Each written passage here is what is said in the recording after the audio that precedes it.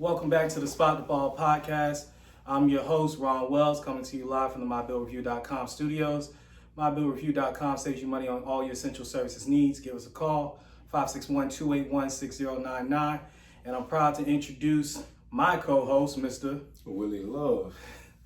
So this is our inaugural podcast of Spot the Ball, and we wanted to just come and give you our take on the sports upcoming weekend, the landscape of college football, NFL, and also whatever may go on in between lifestyle and culture. So with that being said, we're going to start off with our rundown, and we're going with who's in the top 25. So Willie, you can lead us off on that. All right, so we got the top 25. Number one, you know who number one is. Who is number one? Alabama. All right. Number two, we got Ohio State, followed by Georgia, Clemson, and Notre Dame to round out the top five. 6 through 10, Texas A&M at 6, Utah 7, Michigan, Oklahoma, and Baylor rounds out your top 10. Going from 11 to 20, you got Oregon, Oklahoma State, NC State, USC, Michigan State, the University of Miami. Pittsburgh, Wisconsin, Arkansas, and Kentucky going from 11 to 20. And then to round out the top 25, you have Ole Miss, Wake Forest, Cincinnati, Houston, and BYU. All right, so let's chop this up into the by five. So we got the top five, and we start off with Alabama, right? Right.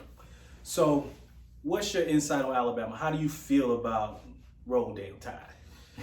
I mean, they don't rebuild, they reload, right? Bama is going to do what Bama do year in, year out. Here, hence why, even though they lost the national championship, which is disrespectful to Georgia, why they're not ranked number one. But even though they lost the national championship, the AP thought so much of them, being that they're going to reload again. This is Nick Saban, always great coach staff. That's the number one team in the country. Okay. I feel like the playing field is leveling up and evening out to Bama. Hence why I feel like, myself personally, this is just my take, that Nick Saban just is going irate because the landscape is catching up to him thanks to NIL. Okay. I can agree with you on that for the most part. Where I kind of draw back a little bit is that last year, even Nick Saban said it, that this was a rebuilding year. And they didn't return a lot. The O-line, they returned most of it, but they were pretty much relatively young when you think about it, other than Evan Neal, who, went, top 6, top 7 in the draft to the Giants. Now, they got great things on the edge, like Tim Williams, monster. They got a great quarterback, Bryce Young. They got, they should be reloading that receiver. They got a nice transfer from the University of Georgia, your Bulldog. I'm not a Bulldog, but... your parents, whatever. But but at the end of the day, they like you said, they normally reload. But last year did feel like a little bit of a rebuilding. You lost to Jimbo.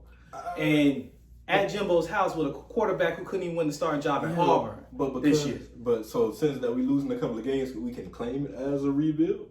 I don't think he was claiming it as a rebuild. Before that, I think he was claiming it as a rebuild. Well, do you think UF last year was really that good? No. And UF kept it close. But every dog has its day. You have them games where it shouldn't be that close, but it's there. Because it's them, you're going to get everybody's best. Florida, anomaly game. We know what Florida did last year. They didn't put great production on the field. A lot of Florida teams didn't put great production on the field last year. So I should know my team started 0-4 for the first time since. I feel like it's not as big as it used to be rivalry-wise, but it's still a rivalry at the end of the day. So you don't never know what happens in those rivalry games. And some games it seems or ends closer than what it should be. But Bama has those years where Ole Miss might knock them off, or they get knocked off by Texas A&M. They have those years. They don't go perfect each year and what have you, but they do have those years. And I feel they always have a top 10 class. So to me, I don't think it's rebuild. I think it's reload. Now, production-wise, maybe veteran-wise, it wasn't as it used to be. But you're still bringing in, because you got to think about it, everybody wants to go play for Bama. So you're bringing in top 10 classes, top 5 almost in each position that you're recruiting that you get in that class. So no doubt. I don't think it's a rebuild. It might not have been what it used to be where you have your veteran leaders. But that's to me why I don't think it's a rebuild, it's a reload. It just may not have been at the standard that they're used to having last year. And now when on your first point, your first part of that argument where you brought up the playing field's leveling because of NIL. I don't know if it's leveling because of NIL. I think it's leveling because all the best coaches are not now at Alabama. makes sense. So you got Sark, who just, rehabbed his image after coaching at USC and being an alcoholic for the most part. He rehabbed his, but it was personal for him. They had to fire him on the tarmac. Long and short, you got Sark, who left USC, went to Bama, rehabilitated his image like so many other OCs did.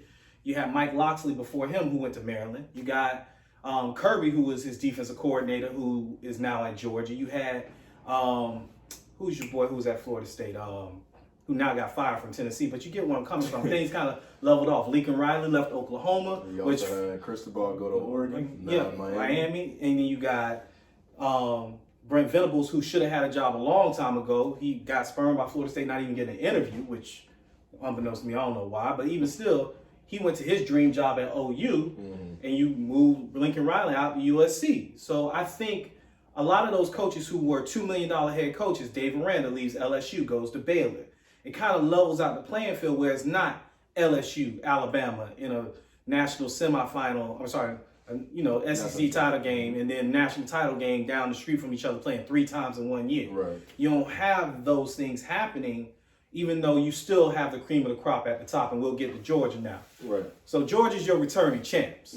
And for me, and I'm kind of bearing the lead a little bit when we get into our predictions for later on, I think the University of Georgia, I think they reloaded. And everybody always said when Mark Richt was there, why is Georgia not getting over the hump? He got Matthew Stafford, he got A.J. Green, he got all these pieces. He had Champ Bailey, but you just never kind of got over the top. And then you got somebody like Kirby who knew the bag man. And then Georgia, in recruiting circles, it became one of those things where Georgia ain't messing around no more. Georgia hasn't had top 10 classes. They've had top 3 classes now every year since Kirby got there. And they've been getting them big cornfed Georgia people and that South Florida speed and the great migration from South Florida, because you can't afford to live in South Florida no more. Now you're moving to Georgia thinking that you're going to greener pastures, and Georgia real estate is, 75% of what Florida real estate is. So now you got all those families. Even Travis Hunter, he moved from Boynton to Georgia because his moms couldn't afford to live down here. Right. So saying all that to say, Georgia for me, I think even losing 7 top 50 picks off of their defense and George Pickens off of their offense, I'm not sure that they lost enough, even with losing the receiver, that they lost enough to be dethroned as champs. No, like I said, over the years, it always that onus been over Georgia. Well, can they get over the hump? Can they beat Bama? And they get there. Remember, they played the NC Championship that year. Yep. And then the cover 2 blunder, national championship. So it was for years. I feel like it was years in the making, and they finally had the right pieces. You had Jordan Davis, Nakobe Dean. You had that leadership really up the middle of the defense to spread throughout his entire life. It was a clip going on a long time ago, maybe a couple weeks back, I should say, that the fellow linebacker kind of bumped into Nakobe Dean, but he still ended up making a play, and he is snapping on the teammate, and the teammate goes and make a play. The very next play and gets a pick. You know what I mean? So it's like they had that better leadership, and it was just a year. Kirby was that man for the job. I love Mark Richt, you and Malone, and what have you, but Kirby came in, know what he needed to do, had that leadership there. Like, it's not too many teams that's gonna have a Jordan Davis type body up there with a whole bunch of stuff on the outside that's not gonna win. I still think they reload with somebody like that. Yeah, and then you got Nolan Smith, who's number 1 pass rusher coming out his year. Like, they still got guys that can hold that minimum. Yeah, him and Tim Williams are the top 2 picks, in my opinion, coming into next year's draft. Okay. Outside of, the quarterbacks are, of course, going to get pushed up with Bryce Young, and then as we transition to now to Ohio State. So tell me your feeling about Ohio State. Well, I'm biased because I don't like Ohio State. Look, that one national title game, I get you. They cheated. Get it. Got it. Good. Pass interference of what? No, but Jackson and Jigma Smith, like, that's the household name for me. Like, I feel like as he go, that offense goes, and there's gonna be somebody that's gonna come in and say, okay, we got a 1-2 punch. It's going to be there. Don't know exactly who it's going to be, but somebody's going to step up to the plate with him. But I feel like just with CJ Stroud, that team, I feel like they can be there, top 4, top 5, but it's not enough to compete. It's not enough to compete. Cause I feel like, for me, Bama has that bad taste in the mouth. So if rankings, how I feel like it's going to play out, it's going to be Georgia 1, Bama 2, in my opinion. Based off of wins, what have you, SEC play, Georgia's going to be 1, Bama's going to be 2. Then, therefore, it's going to be somebody random. I don't know who, but somebody random is going to be 3. It's going to be somebody random, whether it's going to be a Utah surprising you. I know Clemson's not going to be in top 4. Clemson they got a generous ranking. Clemson's not top 4, so whether they can be a Utah, maybe TAMU with that number 1 class last year that Nick Saban said them boys paid that bread for. Yo, Jimbo came back fire. Let's talk about your class. So it's like maybe it's gonna be a Texas A&M, but I feel like Ohio State is gonna be in that 4th spot. Why? Because I feel like Ohio State may losing and they don't have no business losing this year. Okay. I feel it coming. So, but who? Because in the Big Ten, I think there's gonna be slippage in the Big Ten when it comes to Ohio State. Ohio State's defense, I haven't totally bought into. Earlier today, while I'm doing random work, on my professional side of things, I'm watching the background noise is Ohio State versus Oregon, and their defense was atrocious in that game. I think they allowed like 49 points or 42 points, if I'm not mistaken, and they let a mediocre quarterback who Mario didn't even want to start go off on them. And it wasn't like CJ Stroud, he was a true freshman. I get it. First big start. I get it. Right. But he only threw 1 bad ball, and that was the interception at the end of the game. Their offense, I don't think nobody can mess with. But Michigan doesn't have two possible top 10 pass rushers. Yeah. So if we go and the number 2 overall pick. So if we go by off their schedule, these are games. This is the rundown of what they did. They beat Minnesota 45-31. They rolled the boat on them all. And then went over to where Oregon came over there. Beat them 35-28. See, second, that surprised everybody. Yeah, but they gave up 5 touchdowns. Well, we knew what it was going to be like after the first half when they were just starting to. Yeah. So obviously they steamrolled Tulsa, steamrolled Akron. Same for Rutgers, same for Maryland. So same for Indiana. So they just won a roll where they just 21+ wins. So okay, Ohio State, they had that loss to this. But those are confidence building games for CJ Stroud. Right. So then you go to Penn State, nailed by it, but you get it. You beat Nebraska by 9, beat Purdue by 28. Then you go and smack Michigan State, which everybody was high on Michigan State. Then Kenneth Walker, all the transfers that came over there. Exactly, and that's my thing. If you smacking Michigan State with a better roster that they had last year than this year, I think there's a tail off for Michigan State, but I don't think that they have more than 3 losses. And then you go into Michigan, like I just mentioned before, they lost 2 top 10 caliber pass rushers. Yeah. If that boy don't pop an Achilles and people ain't stepping over him after the drill and spotting the ball somewhere else to continue more drills. That was tough. Yeah, he's a top 10 pick. Yeah, like I say, speaking of Michigan, that's when Michigan came in, that game in the rain. Michigan got the win that night. So it's like, that game we know it can go either way. That's a big rivalry. That's top 10 rivalry college football, Michigan. Yeah, but they don't go either way. They be beating the brakes off of Michigan. Yeah, but Michigan got the boys right last year. They got it. So that's where it goes, like, it's there, right? So that's what the schedule is like for them last year. I think they go into the playoff. I get what you're saying as far as being next to Georgia and Bama. One of these things don't look like the other? Ohio State don't look like them. So I feel like, just by schedule-wise, I don't see a loss on their schedule. They have the potential to be undefeated, right? They start off with Notre Dame, Arkansas State, Toledo, Wisconsin, Rutgers, Michigan State. Like we said, it's tell-off. It's not going to be the same team. Yeah. It was transfer last year. They had a phenomenal year with pulling in transfers. So I don't know if they... Yeah, and I believe in the boy Bogle from UF coming over to them. But again... Miami, but you know, but they ain't got Kenneth Walker no more. Yeah, that's dead. So then, like I said, then after that is Rutgers, Michigan State, Iowa, Penn State, Northwestern, Indiana, Maryland, and then Michigan. So it seems like a schedule that's very favorable for them to come out undefeated. Yeah, the only game that I think could be tougher than most, and I laid a little small wager on them in week 0, and that was Northwestern because they got a tackle and a guard that's gonna go top 15 in the draft, both of them. When you can block somebody up, you give your offense a chance to gain confidence against Ohio State. Where's that game at Ohio State and Northwestern? Was that at Northwestern in Illinois, or was that over in? That's gonna be at Northwestern.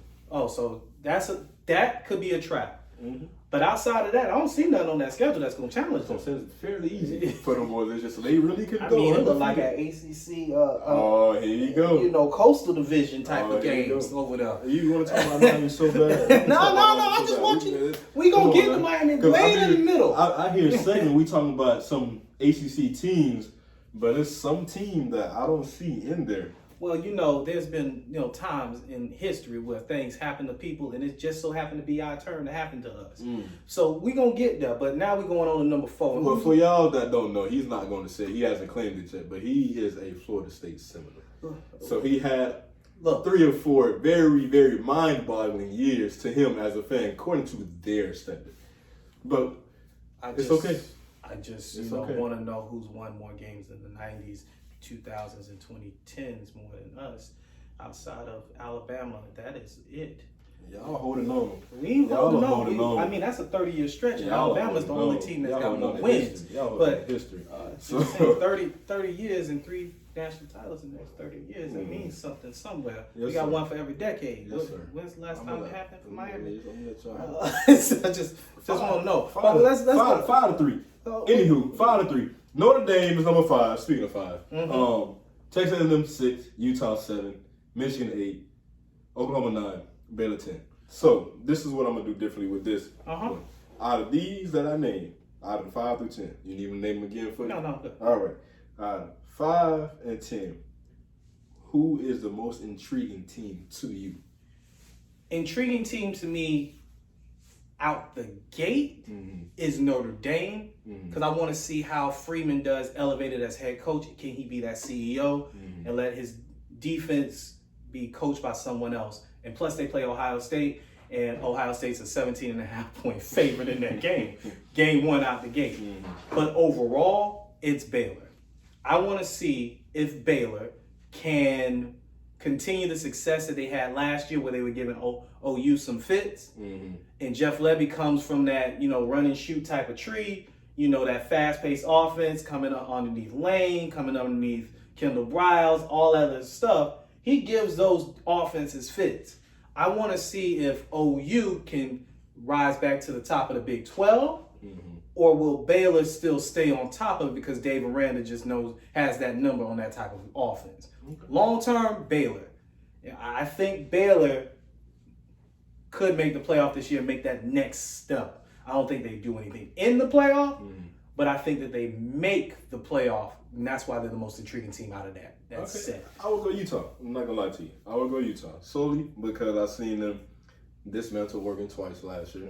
And then they did that. They had a shootout in the Rose Bowl. Ooh, child, they did. Ohio State. So it's like, I won't say that that'll be the same team come back this year, but it's intriguing to see if they can emulate that success. They can repeat what they did. And now that your head honcho on Oregon is gone, who was running the Pac-12 for a while, it seems like he's out of there. Is it now Utah's conference to lose? So I'm looking forward to seeing what they can do to see if that's going to be that random team at number 3. Because they're showing them a lot of love in the initial rankings. So therefore, I feel like they win the games they need, have some big wins. Yeah, but they can sneak to that top 3 spot. They showing them a lot of love, but Vegas ain't showing them a lot of love going in the UF game. They're only a field goal favorite. Now on the neutral site, they'd be a 6-point favorite. Well, I think that's Utah State with Florida. Am I wrong? Nah, it's Utah. Utah going. Them 7 Utah going to UF. You're right. So it's like you would think. Is UF ranked? No. So an unranked UF. Yeah, only Florida team ranked, by the way. Only Florida team ranked, by the way. UF. Shout out them Canes. Yeah, they were ranked last year and where they ended up. Shout out them Canes. But you got UF unranked with losing a ton in the portal. Now they got a couple things back. So Utah -3. -3. So they're only a 3-point favorite. Neutral site 6 point. I think the rankings are giving them more respect than Vegas. And that's the confusion. That's telling something. Because they don't like, they build buildings out in the desert for a reason. They be taking my little $100. Now I got $80 out of 5 this past weekend. I feel good about myself. But boy, I tell you, last year was a good year, but it wasn't a great year. It was, they still was up by $300. That's kind of how it works. So, you gotta slow down a little bit, messing with Vegas. Yeah, that's kind of how it works. They don't build get their money back. Oh, they build buildings for a reason. Them buildings look nice. Don't they got beaches in the desert? They got beaches. So dry heat, no wind, no wind. Okay. But now I get you on the Utah thing. I really buy into Kyle Whittingham. I think he's a solid coach. Not solid, great coach. I mean, he pulls in a state of Florida running back every year. He brings in talent from California, from the Midwest, all the time, Texas too. So I buy into the program, much like I buy into Baylor. I just don't know if they're dynamic enough or respected enough by the people who are supposed to be the sharps to sustain that. Because that 3-point line, maybe some people in the state of Florida are buying up UF stock, but I was expecting that line to be like 12 points. Don't take the underdog bet. I'm telling you now. Do not do that. If you're going to do anything, take the 3. Hey, take the 3. Hey, a sucker's born every day. Don't take the Florida money run line. Don't take it. Take the money line and keep it pushing. Hey, I look, if UF fans want to go out there and, do that, that's on them. They make questionable decisions all the time. Be honest about yourself and your team. Don't take the run line. I wasn't taking the run line against Bama last year. Hey, I wasn't doing that. Don't do it. If you're going to do it, take the points. But don't take the run line. Look, all I'm saying is, y'all invented Hoochie Daddy shorts with the jorts. So with all due respect, you had a fashion trend 30 years before everybody else. Go ahead and go run tell that and pick your Gators over Utah. That would be disrespectful. I wouldn't bet against my own team. I would never do that. I'm not going to bet against Florida State against LSU, but I ain't going to bet the game either. So that's neither here nor there. So what I'm hearing is don't touch nothing. Don't touch the spread. Don't touch the money line. Don't touch the run line. Don't even touch the over-under. Just watch the game as a fan. Watch the game as a fan. Now, if you win the game, going for it near. Ooh, child, I'm going to stay off Twitter. Bet on Florida. Bet on Florida. But right now, don't do nothing. All right. So you high on the Utes, I'm high on Baylor. So let's move down to the next set of teams. All right. So we're going to go 11 to 20. Got Oregon. OK State. NC State. Not states. USC. Michigan State. UM. Pittsburgh. Wisconsin. Arkansas. Kentucky. Now, this is what I'm actually with this one. Out of that 11 and 20, I probably know where you're going to go with it. Who does not belong in this tier from 11 to 20 out of these teams? To be honest with you, a lot of those teams got a lot of questions. I look, if you run down them like OK State, can they repeat the success? Because they're always a good football team. Like, I can go back, like Gundy's been there for so long with that mullet, I'm a man, I'm 40. Y'all remember that? Like, he been there for a while. And continuity breeds success. And then they got that T-Boone Pickens money now and all that stuff. They can actually use it legally. But at the same time, too, they losing their dance partner in Oklahoma in 2 years to the SEC. And they might lose one of the best rivalries in all of football. At the same time, even with, the Miami Hurricanes, you got all this stuff with Mario Cristobal coming over. He's a consistent head coach. He's an O-line coach. He's this, he's that, and third. That should help them up front in the trenches because they weren't tough at all last year. They just weren't. But at the same time, are you playing into the strengths of what you had leaving last year with Tyler Van Dyke in the passing game? Because we've seen Cristobal in the passing game before with what we didn't know to be a top 5 quarterback or top 10 quarterback in Justin Herbert. I'm sorry to tell you, if anybody tells you that they thought Justin Herbert was a top 10 pick before the combine, they lying to you. Because I didn't see it. Did you see it? No. So you got TVD going into a system that may not necessarily fit his strengths, and Josh Gaddis is coming from Michigan. What did Michigan do last year? We said it before. They ran the bleeping ball. So I'm not sure about Miami. There's a lot of question marks. You got a coach to coach up your weakness from last year. Great. But I don't know if the continuity is going to fit quick enough for you to make that change. But I do see Miami winning 9 games. I'm not being disrespectful, but at the same time, with the schedule that they have, if they had continuity, That's an 11-win schedule. It's as weak as Ohio State's, and probably weaker. Okay, so we'll do what we do with Ohio State. We'll go through the schedule. Sure, because We'll go through the schedule. Because, boy, I tell you. I mean, I can see. I'm like, okay. I can tell you the first half for sure without making any mistakes. Yo. So you start off with Cookman. Shout out to my alma mater. Last time I checked, we ain't got no team worse than Cookman on Ohio State's schedule. Keep going. So you got Cookman. And then you have Southern Miss, Middle Tennessee. Are any of those teams fit in the Ohio State schedule at all? Bro, I'm not worried about Ohio State. I understand. Right now, I'm just saying it was weak. I'm just going through Miami's schedule as I'm getting to. There's an easy pathway to 9. I don't even think we got to keep going after that. No, we do. You got to keep going. And then I believe it's the UNC game. And then they have Duke. This is where then I didn't go to. No, I'm sorry, because we skipped over after Middle Tennessee, Texas A&M. I'm sorry. Okay, now Texas A&M is, in my opinion, from a coach to quarterback to symbiotic relationship of how well this coach coaches. I think Jimbo Fisher's the best coach you guys are going to see on your schedule. So ball control in the game, that to me, schematically, is your toughest opponent. Yep. So Cookman, Southern Miss, TAMU, Middle Tennessee, UNC, VT, Duke, Virginia, whoever you like, Georgia Tech, Clemson, Pittsburgh. So Clemson has the most talented team that you will face. Running back, defense, even the weapons on the outside, if DJU or Cade Klubnik can get the ball to them, that is the most complete You can't say team. his last name? You don't want to pronounce it? DJ? Come on now, you about to make me cuss on camera in front of the kids. There could be kids watching this. DJ Look, Ukulele. Yeah, see that? Ukulele. DJ Ukulele. I don't want to disrespect the man, DJ U. But now you got DJ sitting over there, and you can see a scenario where, look, Dabo's done it before. He did it with Deshaun Watson, where he took over for someone else. He did it for, what's your boy, Trevor Lawrence. He took over for somebody else. He might do it again with Cade Klubnik, who is Army All-American game MVP from this past cycle. Understandably, that's a true freshman. And not enough true.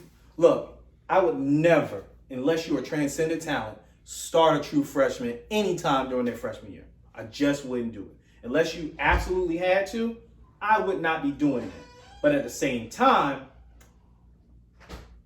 the talent on that team and the continuity within that building, even though they lost their offensive coordinator and their defensive coordinator, they promoted from within. And those people that they promoted from within has been there for 6-7 years each. So with all due respect, yeah, Clemson has a lot of things to fix. The offensive line didn't block very well, even though they got all this 5-star talent. They're still working with people who they know. Okay. So that's the reason why I think the talent-wise, that's who you're seeing on your schedule. Most talented team you're seeing on your schedule by far. That's cool. Like I said, we know what they did in Michigan. And my hope as a fan, and just what you would like to see, understanding your personnel. So understanding what worked in Michigan, right? Because what do you have year in and year out come through Michigan that is the strength of that team? Offensive line. So therefore, you can run the ball. If we know down in the University of Miami, that is a weakness, and you're getting those boys in the trenches, them boys that are getting them pancakes and what have you, that's coming in next year. So you're still working with what you had that just wasn't as tough, that wasn't as strength.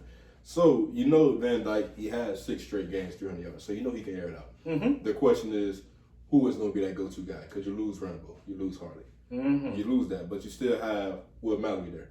I don't know how he got eligibility still to this day. You got He's been there for 10 years. You got the 3 amigos that everybody is high on with Bashard Smith, Jacoby George, Romello Branson.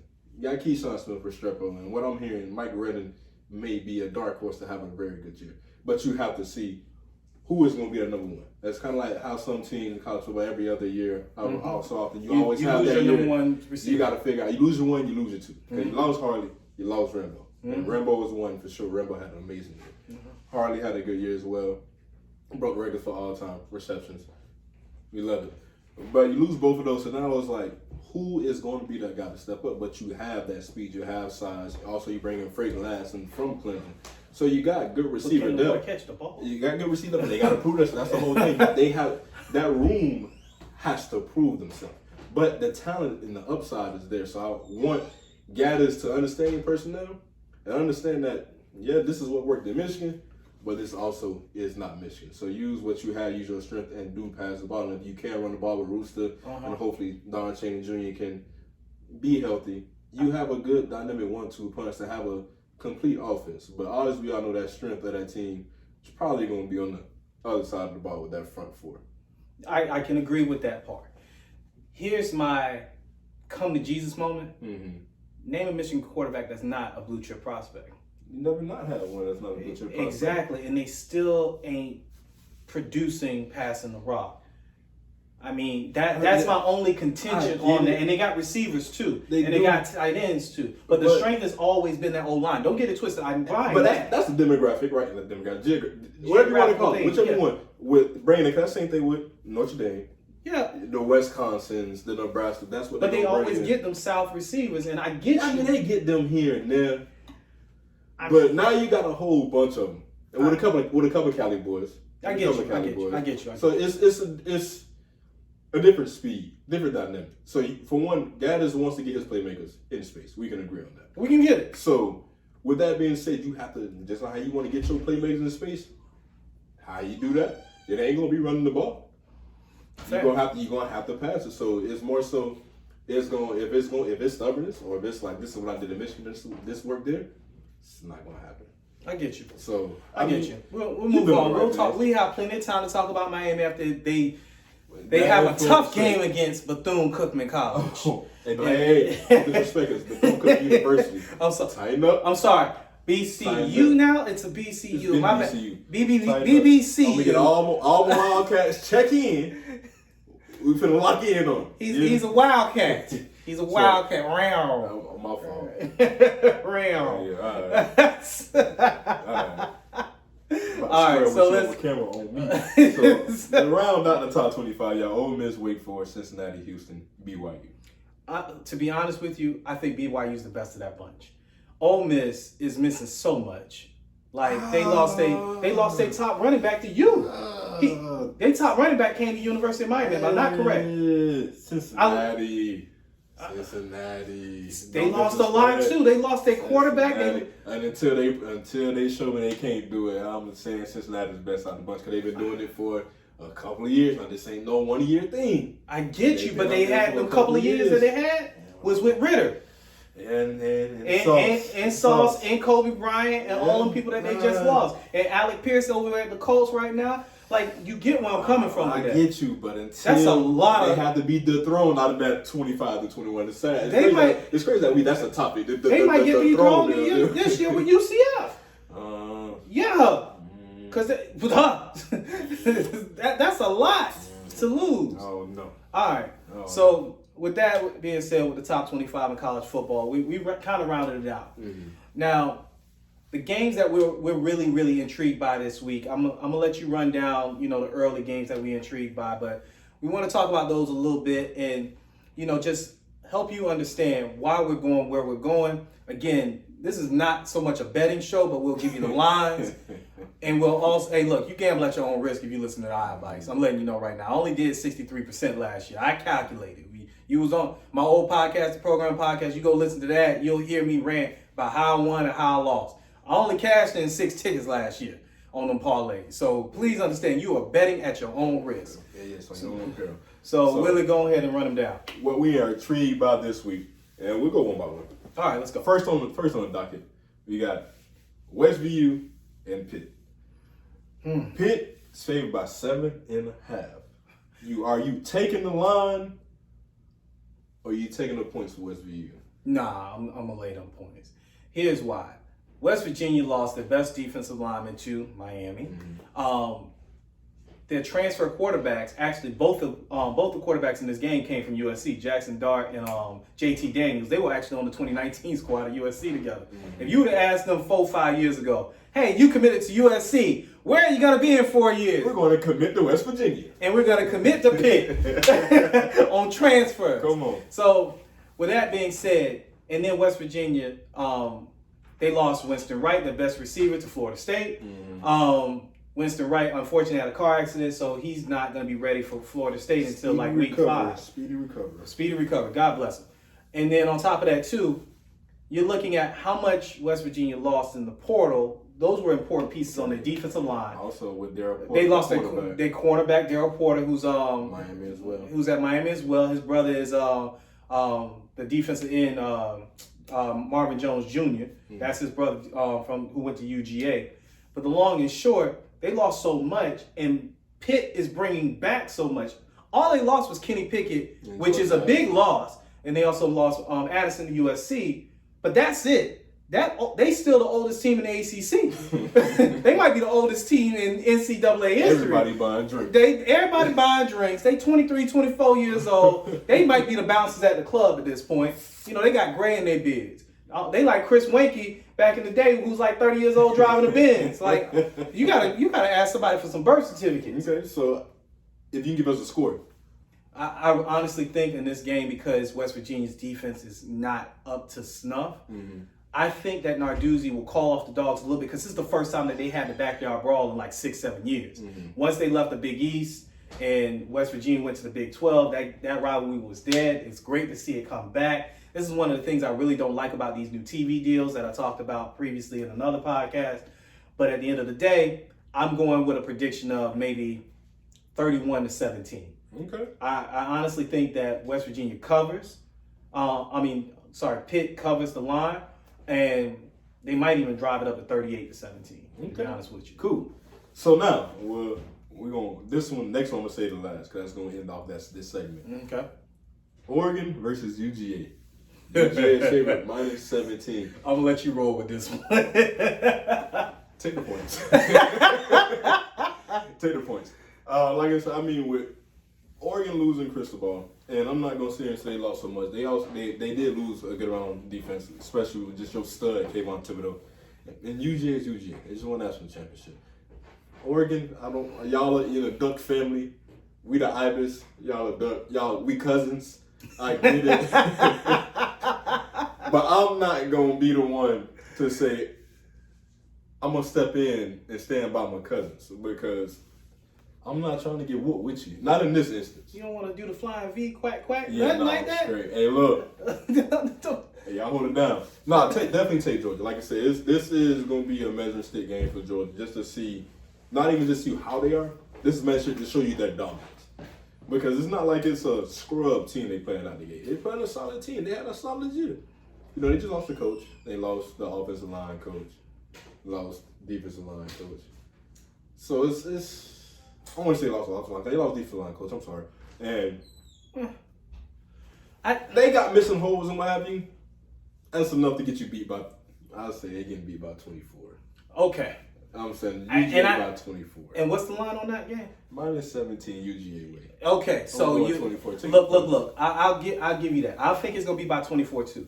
But I'm not gonna scrub Dan Lanning too much. Dan Lanning came from UGA. He came from Memphis before that with Mike Novello at Florida State. But he was a bomb recruiter at Memphis. He was a bomb recruiter at UGA. Even without the letter on his sweater, he was doing it. He did his thing again this offseason. Oregon has picked up some great things on the trail, but you got to keep those great things on the trail and keep that momentum. In the transfer portal, they got Bo Nix.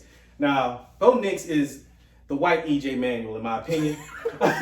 Bo Nix, anything can happen with Bo Nix. He can go and beat Penn State at Penn State. And he can also lose to like ULM on a bad day. On a bad day. Like anything is possible with him. And now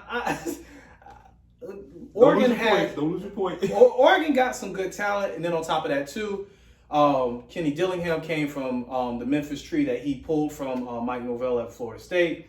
He kind of is familiar with him, so he's going to be running his offense. The defensive side of the ball is Dan Lanning's baby, so you expect him to do what he's supposed to do on that side of the ball. I still think, I'm going to agree with you, the 24 points is generous. That is, you're a generous God King from 300. Like, I'm giving you that, because Georgia they just Georgia, man. Yeah. they look, Ray Charles saying about him, he from Florida. So with that being said, let's go ahead to the next game. All right. Back. Notre Dame, Ohio State. And Ohio State minus 17.5. This one I'm kind of on the fence with because I'm not sure what Notre Dame is going to do this year. Mm-hmm. They lost a lot. They promoted within. It's cool. Mm-hmm. They got a new quarterback. I'm not sold on them, but I'm also not so. I will also say, even with all that uncertainty, I'm not so sure they're at 17.5-point underdogs. And that's where we agree. I think they lose the game. I think they cover. I think they cover. And I think that's what we agree on. Because I just can't see Ohio State's defense being that locked down versus that offense that made Jack Cohn look amazing throughout the season. The only loss they had was to Cincinnati and I forget who they also. I'm the statistician for you. We're gonna make sure you don't look up here crazy. Yeah, but I know they lost to Cincinnati. But outside of that, I mean, they beat Florida State on opening night, which wasn't a big thing now that you look at it in retrospect. But at the end of the day, because it's Florida State. But that magic was in there. You saw a cripple go out on the field and almost win that game. The boy was out there on one leg. Tiny Tim is what we call him. Because Florida State wasn't too hot. They went and lost that game, and they went and lost to Jackson State. Something that wasn't supposed to happen. No, that definitely wasn't supposed to happen. Number three is got traded to Louisville. We got Greed Advance in advance. So yeah, they lost to Cincinnati. And then they lost to OK State in the Fiesta Bowl. Okay, so yeah, they were a 10-win team. Oh, and like I said, we already talked about OK State and how much I respect Mike Gundy. But what you say, I'm a man, right? I'm a man. 40. So but at the end of the day, I just can't see them losing by 18 points because that's basically what the line is, plus 17. So if they lose by 18, we wrong, and we'll come back in here. We'll tell you what we wrong on this podcast. We ain't gonna give everybody that said Notre Dame is gonna get blown by 18 $1. Hey, look, I do believe in my dollar bets. Go watch Risky Business. I mean, not Risky Business. What's the name of the doggone Eddie Murphy movie? I lost the name of the movie. But either way, it'll come to him. But it'll come to me. But at the end of the day, I think that they cover that spread. So let's go ahead and move on to the next game. We had on here solely because I'm doubly invested in this game here on both sides. It's hard for me, but I always lean towards one side. Miami versus Cleveland. We didn't have a line. But I'm telling you. Wait, hold on. Just for people out there in the universe who don't know what a line is, there is no betting odds. Vegas didn't even see fit to make betting odds, and they put betting odds on how many times somebody will say phrases during the Super Bowl. It's going to be so random. Minus 2,000, minus 2,500. It's going to be something like that. But I do want to point to my alma mater because they did get a lot of transfers. D1 transfers at that. So I'm not saying that Cookman is going to win. I'm not here to say that. It's UM all the way. But they got the likes of Jalen Jones from Jackson State. They got Walter Simmons, another one to keep out. He signed with Eastern Carolina. You had Khalil Overton that originally signed with FIU. You have Akeem Hayes that was a transfer. He played at Kentucky and Arkansas State. Then you got running back Quishon Bird. He's returning to Cookman, so he's not a transfer, but he was very productive. And then you have offensive linemen that's 6'7", 325, and Jordan Carty and Desmond Dennis that's 6'5", 290. Carty out of South Carolina, Daniels out of Louisville, right? They'll be working at Enterprise Rent-A-Car a year and a half. And on defense side of the ball, you get you a trio of linebackers. You got Jamon Eford, that originally signed with Oregon, Rosendo Lewis, that originally signed with South Carolina, and then Justin Mike that started out at FIU.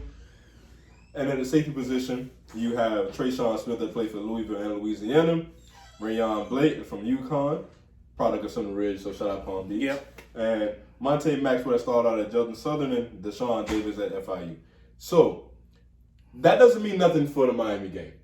But going forward, going forward. What conference y'all in again? BCC. Cookman. Oh, they stop saying BCC. Oh, Cookman. When we throw hands on set. Okay, I'm sorry. University. Yeah, Bethune-Cookman University. older cat here. Yes, I'm old. I'm sorry. Older cat. But no, they're in the SWAC. They're on the SWAC with Deanna. Okay. And the SWAC is going to be with all the different team with Fam going over there, Cookman going there, just realignment.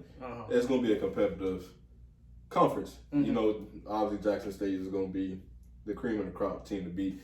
But Cookman, we went 2-9 last year. We weren't great. It was. I understand. That's why there's a lot of changes. It was tough to watch. I understand. Coach Sims, I got faith in you. Get our boys right. You know I love you.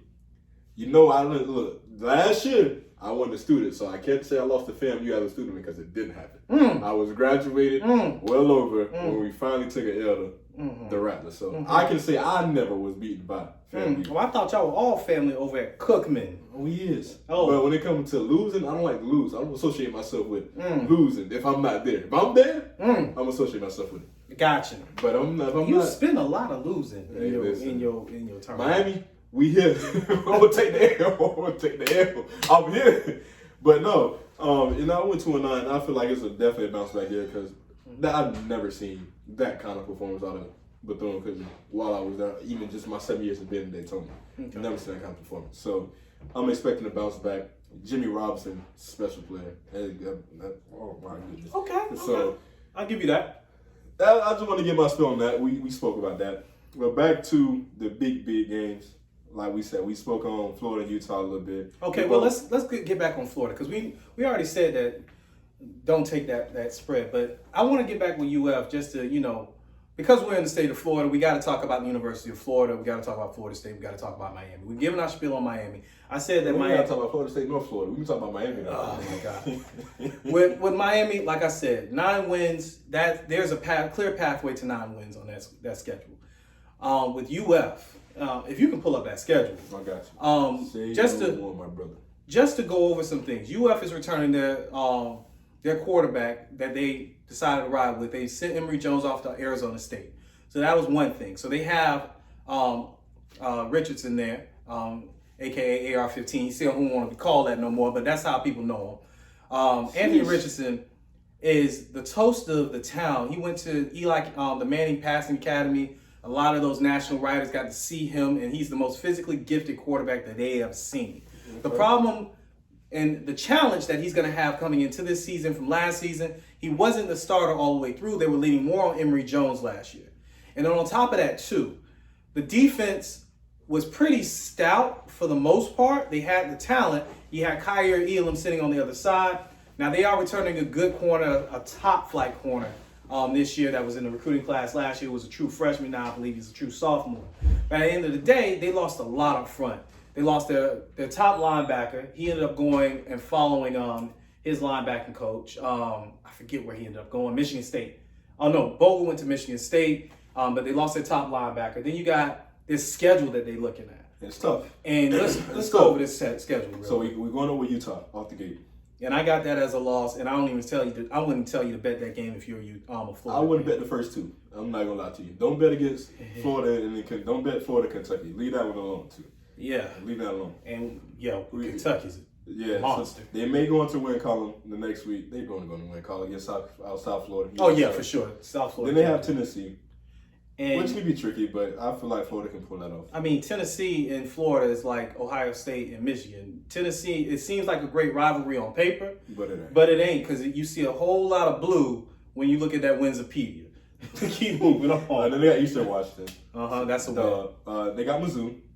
Then this is where it gets tough. So Mizzou's a revenge game. Mizzou beat them before they went and won against Florida State at the end of the season. They almost didn't make a bowl because of that. They had no business in that game against Mizzou.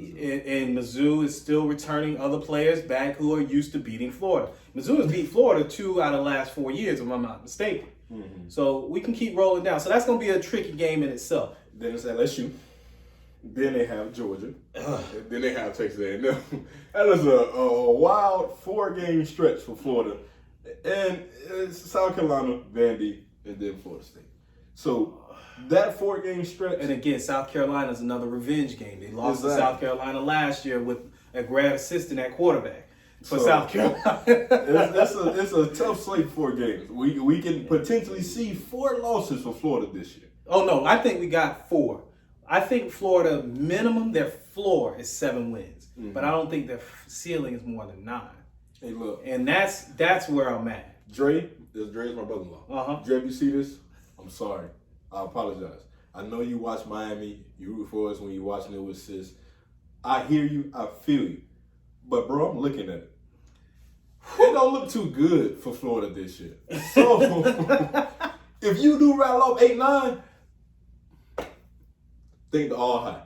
But I mean, y'all got 30 coaches on your coaching staff that travel. Like, what they got, like 40, 50 That of them team things? picture was crazy. Yo, it's more coaches than players last time I checked. That team picture. So, yeah, Florida, you're going to take an L against Utah, and that's okay. That's okay. So, those are the intriguing games that we had. This one is our upset of the week, our upset alert pick. Virginia Tech versus Old Dominion University. Okay, so here's why we got this on the upset alert. Now, Virginia Tech has a new head coach. They fired Justin Fuente last year. They got a new head coach. So going into this game, you would think, hey, new head coach, you want to get off on the right foot. You got a nice little cupcake game. The problem is... You lost a lot on the offensive line. And then on top of that, too, you've already lost to Old Dominion once. And Old Dominion is they Jacksonville State. Like, they've lost to this team before. And I've played them multiple times. And have lost to them a couple of times. This ain't just once. This wasn't a one-off. So this is why we picked this as our upset of the week. What was the line on that game? Virginia Tech by 8. Look, if I ain't an Old Dominion alum, I ain't got no connections to that region. Take the spread. I would take them points to the window and put your little $5, $1 down on that. And take it to the wall. And take it to the wall if you can. Right. Because that's a nice little spread for you to make a little chump change. Okay. College football predictions is what we'll do, and we'll round off college football until we come back for the section I got for you. It's a surprise for you. You don't do too much noise sprung on you. You know, our people don't like to get sprung. Things sprung on them, but I got to. So, college football playoff predictions. Wait, before we get to predictions, I ain't even laying to my team. Look, I keep them off the radar because I ain't proud of them too much right now. Florida State!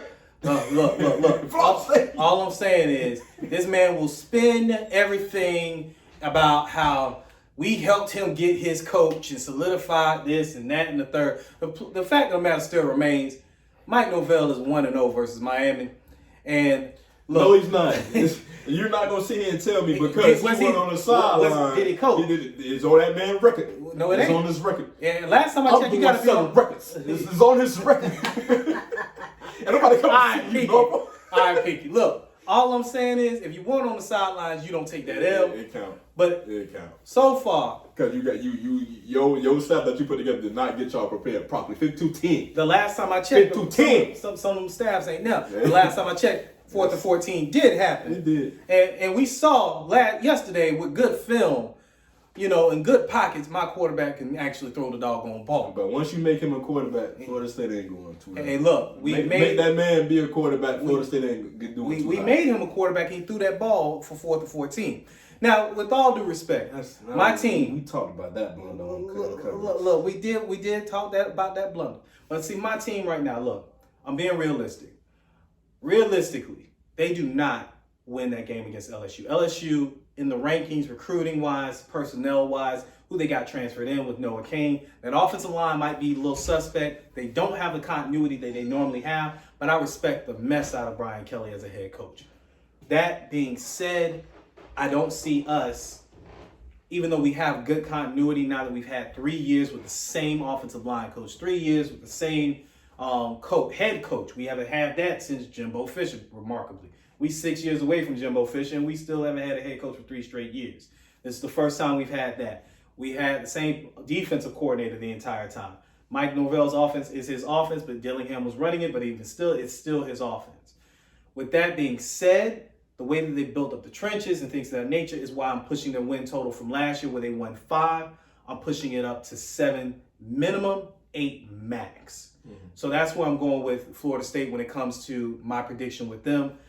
Look, they'll play LSU tough, but I don't think that they have the bodies to keep up with LSU. NC State on their schedule is another tough matchup for them. They might get blessed where they get Sam Hartman coming back for his first game at Wake Forest. He's out for some undisclosed injury reason. So Sam Hartman not being there for Wake Forest seems like a good win. They get Louisville on a short week just to start the season. So those are their first 5 matchups before they go and play the likes of Clemson. Now, Clemson is Clemson. They played them tough last year. GJU kept them in the game. But also, you got to remember, too, they had Jermaine Johnson coming off that edge. Now they're replacing Jermaine Johnson with numbers. Jared Verse, coming from the FCS level, who was a stud on the FCS level. He has great traits, but you still got to get used to this level of competition. You got Derek McClendon, you got Dennis Briggs, you got Robert Cooper, and then you got Levitt as well up front. The defensive front, I think, is going to be fine. Our biggest addition was Tatum Bethune from UCF, who had 200 tackles in the last 2 years and 4 interceptions. And he was flying around the ball last week. That's the only thing I gleaned from that. He looked like he belonged on a Florida State field. Okay. Defensive backfield, Jamie Robinson, second team All-American, not All-ACC, second team All-American. And then you got Akeem Dent, former 5-star, who turned the corner last year during the Miami game when he laid somebody out. So with that butt bounced on that field. So with that being said, that's the reason why I got them moving to between 7 and 8 wins. Okay. Depending on the LSU game, that's the pathway to 8. And LSU is not so much, I believe, their toughest opponent. I believe their toughest opponent, of course, is Clemson. I believe NC State is right behind that. Then I have LSU. And believe it or not, their next toughest game for me is Miami. Okay. So, and then Florida right after that. So those are the top 5 matchups. And that's where I see the pathway to 8. Okay. Pathway to 7 is you lose the LSU game, but you come back and you do some other things. Okay. That's cool. Now, rounding out our college football playoff predictions and our eventual champions, and I'll let Willie start off with that. All right. So, I'm probably just going, I don't know. I wanted to give a legit college football prediction, but today I'm feeling wild. Oh, go be wild. Go ahead. I'm going to throw out something random. And if this happened, take everything I say. Hey, look. Desmond Howard got the most wildest prediction of them all. He put Michigan, Texas A&M, Baylor, and who else in there? Was it Bama? It might have been. So. It might have been Bama, but he had the wildest college football Final Four I ain't seen. So let's go. We're going to put Georgia Bama there. 1 and 2. Okay, Georgia Bama's in there. It's going to happen. All right, we both agree on that. Keep going. I can't put a third ACC team in that if Georgia Bama going to be in there. I was going to put 10 of you, but Georgia, forget it. We throwing Bama out of there, putting Texas A&M and Georgia in there. Wow. We're putting Texas A&M and Georgia in there. So, Georgia, Texas A&M, Utah, and I'm going to go, I'm going to go Ohio State. I'm about to say, all right. I'm going to go Ohio State. All right, so. Georgia, Texas A&M, Ohio State, Utah. My top 4. Whoo, child. I ain't going wild. I'm going to give you a better one in mid-year. But for right now, we're going to go with that. We'll see where we're at by week 7. All right, so for me personally, what I boil down to is this. You know I love the trenches. You know I like offensive lines. And the best 2 offensive lines in the nation for me are Georgia and Alabama. And Jahmyr Gibbs at Alabama is really where I think the difference is going to matter. Because Georgia Tech now is the worst team, I think, in the ACC, just because they lost Jahmyr Gibbs. Right. But at the end of the day, I got Bama 1, I got Georgia 2. They don't play each other this year. People don't know that. Alabama and Georgia finally don't play each other mid-season. So they're going to meet in the SEC title game, in my opinion. He's got Texas A&M coming out of the West. Look, until Jimbo Fisher proves that he can not lose 4 games in the SEC, I ain't picking him. That's like the Kirby. Can he get over the hump? Can Jimbo not lose 4 games? Because since he's left Florida State, 3 of them 4 years, he lost 4 games or more. So you picking him, I can't. More power to you. There's no weight behind these. Okay. There's no weight. Well, for me, I put the weight of my dollar on that, and that Trading Places was the movie, by the way. My dollar bet comes from Trading Places. Go watch Trading Places. Now, number 3 for me is Baylor. I really do believe in the Bears. I think that they stopped Oklahoma from making it. Oklahoma's like contingency plan on that, but at the end of the day, I'm going Baylor. Now, my 4th team, I believe in your Utes. I think they make it. I was going to say Ohio State because I want to see C.J. Stroud in there, but every time I watch that defense on film, I watched 6 games worth of Ohio State. I watched probably 3 games of each Power 5 team coming over the summer just being bored. I miss football that much. But every time I watched them on film, the Oregon game, the Michigan game, the Because Michigan got some pass yards off on them too, even though they got chunk plays off of them. There was another game. Even Minnesota got some good yardage off of them. But I'm saying all that to say, the only dominant defensive game that they had was Michigan State, where you didn't expect it. And I'm not buying as much talent as they got on the defensive front. They ain't put it together since Chase Young left. And that's what's bothering me. As explosive as that offense is. I don't have to say that about Utah. Utah is returning their defensive play caller with Penei Sewell's little brother. Like, they may have lost the top 30 draft pick from their middle linebacking core. He was very athletic, very instinctive, Devin Lloyd. But they still returning their play caller. And their defensive back who ain't ravaged by COVID like they were during the Ohio State game in the Rose Bowl. So I'm buying into your Utes. I think they're the 4th team that makes it in. I'm not buying into USC this year. USC in the trenches are just putrid. And on top of that, too, Lincoln Riley. Please tell me a Lincoln Riley defense that was good. I'm going to wait. I can't tell you a defense in the Big 12 that was good. But outside of Baylor, that's about it. That's shootout country out there. I know, but even still, outside of Baylor, that's pretty much it. But Lincoln Riley with OU's defense is shut down Florida State in the national title game in 2000. And that was also coached by Brent Venables. So he was on that staff with the other Stoops brothers. So I'm just sitting here trying to reconcile, will OU be ready year one out the gate with Venables? I can't reconcile that against Dave Aranda, and who I've already seen as a proven commodity. Okay. That's why I got Baylor in there over OU. But Oklahoma and Ohio State are the final 6, the last 2 contingencies. I don't see Ohio State having a real loss, but I don't see Baylor having a real loss. Outside of OU, like, who can trip up Baylor? Okay. I would say this is me, and this is just me being. I'm taking all biasness out of it, right? Yes, it's my team, but if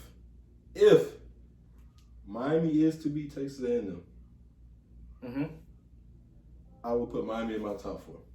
But I have to see them beat Texas A&M first. Because if they beat Texas A&M, then I have faith that they can go into Death Valley and beat Clemson.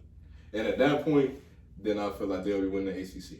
Okay. So if those 2 things happen, because for one, I just want to ask it's a measuring stick game. I'm not confident that that'll be a win. I'm not going to even go there. I'm not going to talk about your confidence. I'm just talking about historically. When does Miami beat Jimbo Fisher? Well, it's last year. Last year in Florida State. And who was his quarterback again? At that time, y'all. James Blackman, because DeAndre Francois got hurt against Bama, right? When was the last time that y'all scored a touchdown? I'm sorry, 2 touchdowns versus Clemson. Offensive touchdown. Well, we don't play Clemson that often. But have you scored? It was ACC Championship 38-3. 58-0 with Al Golden. I get it. But for one, Al Golden ain't there. Y'all got a special teams touchdown. Mark Rick ain't there. And Manny Diaz ain't there.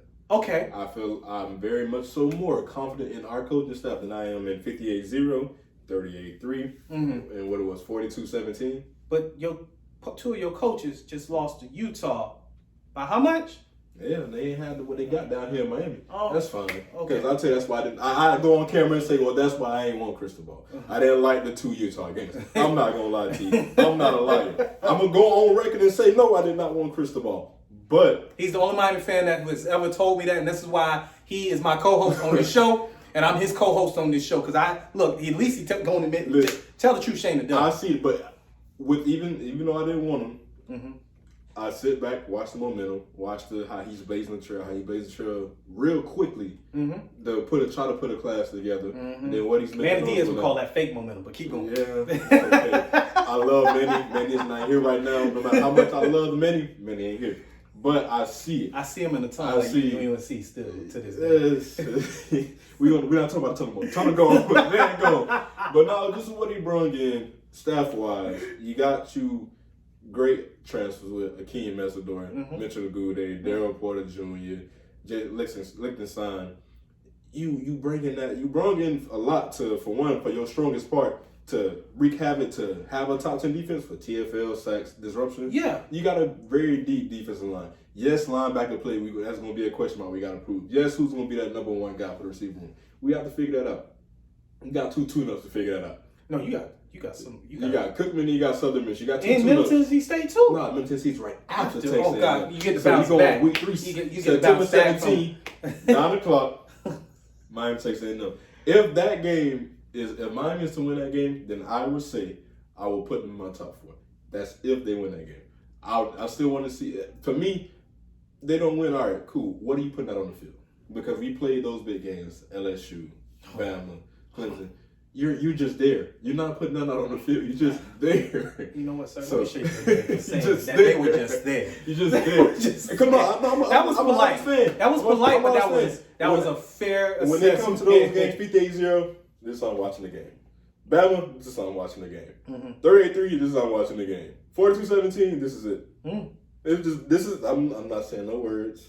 I'm not making no moves. You know what? We might film him while we're watching that game, so you guys get we're gonna see it in front of this fireplace, and maybe I'll point the camera just so you can see him like this during that game. So if that happens, if that do happen, then I will go and say Miami's in my top 4 because I'm not sold on Clemson. And if they beat TAMU, that's it. That's a wrap. So we were gonna go NFL. Yeah, but I think we can say that for next week. Yeah, because the NFL don't even start. And we've been going. Yeah. So my segment for you. All right.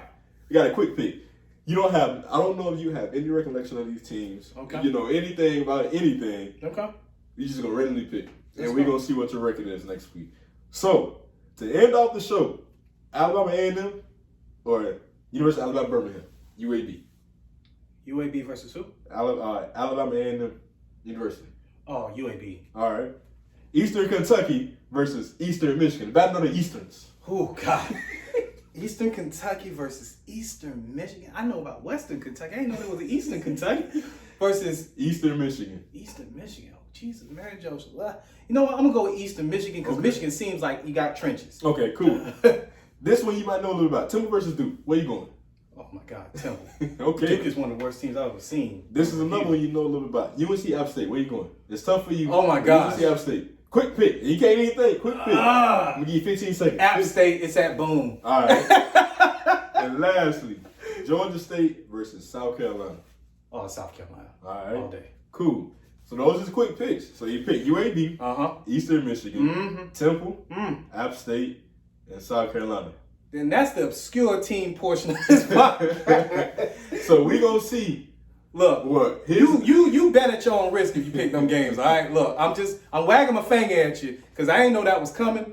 But that was a nice little segment. I like that. Obscure games, I like that. That's what we gonna do too. So this was our very first, our inaugural episode of Spot the Ball there Podcast. You go. I'll wait for him to catch it.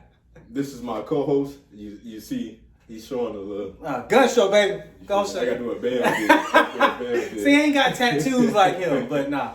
This is our inaugural Spot the Ball podcast. I'm your one of your co-hosts, Ron Wells. This is great. Willie Love the third. Can't forget the third. Oh, we're gonna do the sir titles. I'm the second. You know. Okay. See, this is why we here. All right. You feel me? So that's a wrap. We'll be back next week. We're gonna see if he was good with his subpar picks. And we're going to talk about it. We're going to clown him. All right, y'all. We'll check y'all later. See y'all next week.